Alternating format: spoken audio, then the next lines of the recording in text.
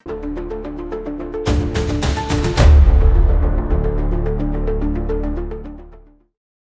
गुरुभ्यो नमः। पूज्याय राघवेन्द्राय सत्यधर्मरताय च भजतां कल्पवृक्षाय नमतां कामधेनवे असाध्य साधक स्वामिन् असाத்தியம் தபக்கும் வத ராமதூத கிருபா சிந்தோ மத்காரியம் சாதக பிரபு. எனதருமை குருநாதர் திருமிகு பொதுவுடை மூர்த்தி ஐயா அவர்களை வணங்கி, இந்த ஜோதிடத்தில் இருக்கக்கூடிய வீடுகள் அப்படின்னு சொல்றோம். லக்னம்னு சொல்றோம், 2ஆம் இடம், 3ஆம் இடம், 4ஆம் இடம், 5ஆம் இடம், 6ஆம் இடம்னு என்னமோ சொல்றாங்களே, இது என்ன அப்படிங்கிற கேள்வி எல்லாருக்கும் இருக்கும். இதனால என்ன பலனை நம்ம பாத்துற போறோங்கிற அந்த ஒரு விஷயமும் இருக்கும். லக்னம், இப்ப நம்ம ஜோதிடம் நம்மளுடைய ஜாதகம்னு ஒண்ணு இருந்ததுன்னு எடுத்தா, அதுல லக்னம்னு ஒரு இடத்த குறிச்சிருப்பாங்க. அதுதான் உங்களுக்கு முதல் இடம். ஃபர்ஸ்ட் பிளேஸ் லக்னம்னு சொல்றோம். அதிலிருந்து 1, 2, 3, 4, 5, 6, 7, 8, 9, 10ன்னு 12 பாவகங்கள் அப்படின்னு சொல்றோம். அப்ப இதோட பலன் என்ன? இந்த பாவகங்களுடைய, இந்த வீடுகளினுடைய பலன் என்ன? இந்த பாவகங்களுடைய பலன், இந்த வீடுகள் எதை குறிக்கிறது? எனக்கு தனிப்பட்ட முறையில் இவங்க ஜாதகத்தை எடுத்து வச்சா அது என்னவா இருக்குங்கிறது ஒரு சிறு புரிதலை நம்ம பார்ப்போம். லக்னம்னா ஜென்மம், உயிர், தோற்றம் அப்படின்னு அர்த்தம். ஏன்னா நான் தோன்றியது அப்படிங்கிற அர்த்தம். உயிர் அப்படிங்கிற பொருளை குறிக்கும். ஜீவன், என்னோட தேகம், என்னோட தோற்றம், உருவ அமைப்பு எப்படி இருக்குங்கிறது, என்னோட நிறம், என்னுடைய நினைப்புகள், என்னோட திங்கிங்ஸ், என்னோட மனக்லேசங்கள், எனக்கு கிடைக்கக்கூடிய கீர்த்தி, கௌரவம், நான் வணங்கக்கூடிய கடவுள் வணக்கம் என்னோடது எப்படி இருக்குங்கிறது, ஆத்ம ஞானத்தை சொல்வது, என்னுடைய மகிழ்ச்சி, என்னுடைய வயது, எவ்வளவு ஆயுசு இருக்க போகிறது, இப்போதைய ஜென்மம் என்ன, இன்றைய ஜென்மம் இதுதான். இந்த லக்னத்துல, இப்ப கடக லக்னத்துல பிறந்திருக்கேன்னா, கடக லக்னம் உன்னுடைய ஜென்மம். ஜென்மம்னு ஒண்ணு இருக்கு. பிறப்புங்கிறது தான் 1வது வீடு சொல்லுது. அப்ப 2வது வீடு வச்சு என்ன பார்க்குறோம் அப்படின்னா, 2ஆம் இடம்னா வாக்குஸ்தானம், பேசக்கூடிய இடம்.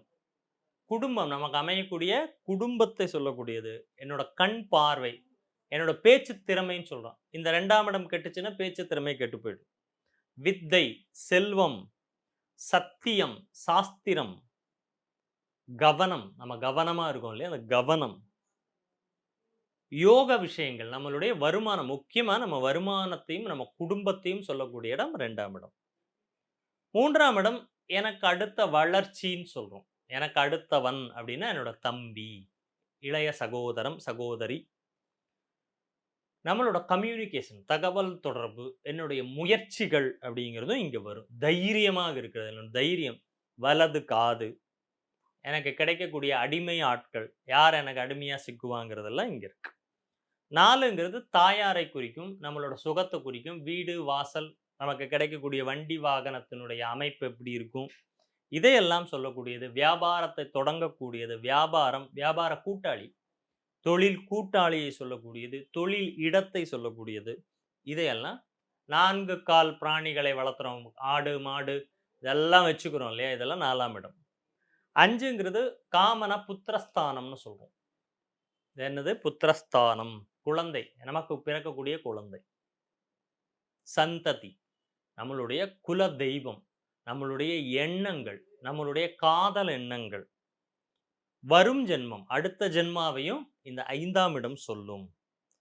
நான் செய்யக்கூடிய மந்திர சாதனைகளை இந்த 5ஆம் இடம் சொல்லிடும். 6ன்னா ருண ரோக சத்ருங்கிறோம். ருண ரோக சத்ருனா, ருணம்னா கடன், ரோகம்னா நோய், சத்ருனா எதிரிகளை சொல்லும். பீடை, ஆயுதத்தால் ஏற்படக்கூடிய மரணங்களை சொல்லக்கூடிய இடம். குடும்பத்தில் ஏற்படக்கூடிய விரோதத்தை சொல்லக்கூடிய இடம். தேகத்திற்கு ஏற்படைய துன்பம் தான் நோய், முதலே பார்த்துட்டோம். இந்த நோய், நடுத்தரமான உத்தியோகம், டெய்லி ப்ராசஸ்ல வரக்கூடிய உத்தியோகத்தை சொல்லக்கூடிய இடம். 7ஆம் இடம் மனைவி, 7 7th பிளேஸ், லக்னத்துக்கு நேர் எதிரா இருக்கும். அதுதான் 7ஆம் இடம்.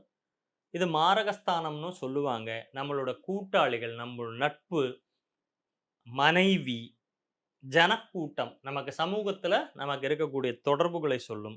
உள்நாட்டுக்குள் நாம் செல்லக்கூடிய பயணங்களை சொல்லக்கூடிய இடம், கடை வீதிகளை சொல்லக்கூடிய இடம் இந்த 7ஆம் இடம்.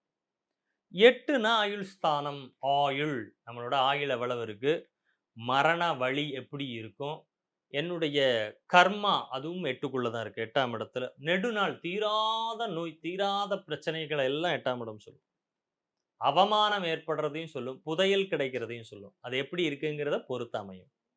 9ன்னா பித்ருஸ்தானம், பாக்யம் அப்படின்னு சொல்றோம். கடவுள், பக்தி, என்னோட பக்தி எப்படி இருக்கும்? எனக்கு குரு எப்படி கிடைப்பாங்க? அப்பா எப்படி இருப்பாரு? நம்ம செய்யக்கூடிய தர்மம் எப்படி இருக்கும்? நம்மளுடைய பிரயாணங்கள் எப்படி இருக்கும்?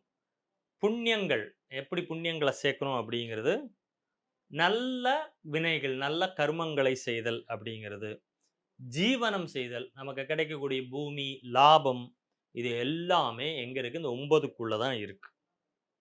சரிங்களா? கல்லூரி, பெரிய கல்லூரிகள்ல சேர்றோம்ல, 9ஆம் இடத்த வச்சு சொல்லலாம். 10ன்னா ஜீவனஸ்தானம், கர்மஸ்தானம் சொல்ட்டாங்க. ராஜ்ய ஆதிபத்தியம், நான் வந்து நல்லா ஆளுமையா இருப்பனான்னு சொல்றது. தொழில், நம்மளுடைய கர்மம், நம்ம நாமன்னா நம்மளோட 10ஆம் இடம் நம்மளோட கர்மம். என்னோட கர்மா எங்கங்கிறது 10ஆம் இடத்திலயும், 8ஆம் இடத்திலயும் இருக்கு என்னுடையது. சரியா?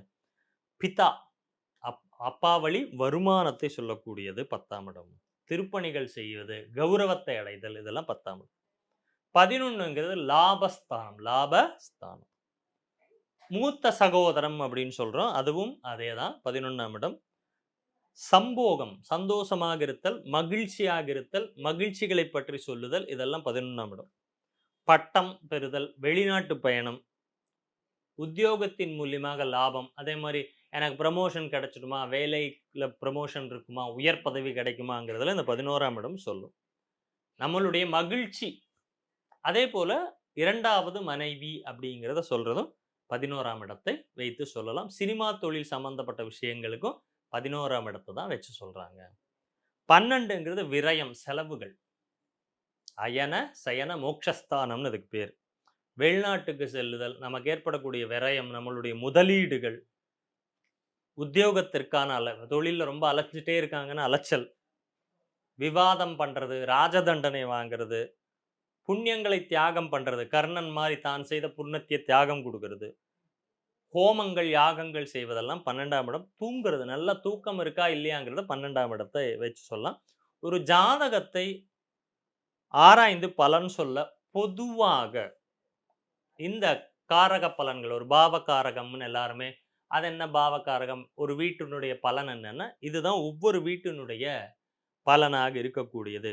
உலகில் பிறந்த ஒவ்வொரு மனிதனும் ஏதேனும் ஒரு கிரகத்தினுடைய ஆதிபத்தியத்தின் ஏதேனும் ஒரு 12 லக்னத்துல ஒரு லக்னத்துல தான் பொறந்திருப்பான்.